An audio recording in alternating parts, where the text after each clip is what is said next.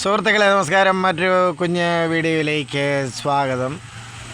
ധർമ്മസ്ഥലയെക്കുറിച്ച് ഞാനും ഒരു വീഡിയോ ചെയ്യുകയുണ്ടായി. അതിൻ്റെ ക്യാപ്ഷൻ അധർമ്മസ്ഥല എന്നായിരുന്നു. ഇപ്പോൾ വൈകിയാണ് കാര്യങ്ങളൊക്കെ അറിയുന്നത്. ചിന്നപ്പ എന്ന വിദ്വാൻ ഒരു പബ്ലിസിറ്റി സ്റ്റണ്ടിന് വേണ്ടിയാണ് ഇതൊക്കെ ചെയ്തതെന്ന് ഇപ്പോൾ ഏതാണ്ട് തെളിഞ്ഞിരിക്കുകയാണ്. അപ്പോൾ കാര്യങ്ങളൊക്കെ നിങ്ങളും ഞാനും സോഷ്യൽ മീഡിയയിലും വാർത്താ മാധ്യമങ്ങളിലും മനസ്സിലാക്കുന്നു. മറ്റൊന്ന് ഇപ്പോൾ കാള പെറ്റുവെന്ന് കേൾക്കുമ്പോൾ കയറെടുക്കാൻ താല്പര്യപ്പെടുന്നവരാണ് നാമൊക്കെ.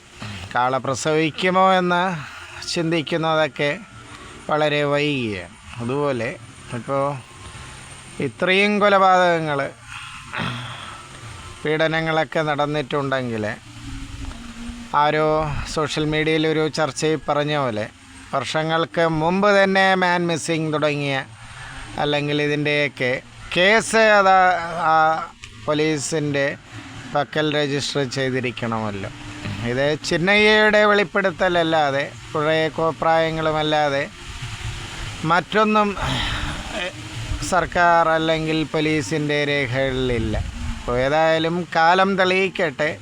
ചിന്നയ്യയുടെ പബ്ലിസിറ്റി സ്റ്റണ്ടാണെങ്കിൽ ഇത് തിരി കടന്നുപോയി എന്ന് പറയേണ്ടതുള്ളൂ. പ്രതികരിക്കുക സുഹൃത്തുക്കളെ. നന്ദി, നമസ്കാരം.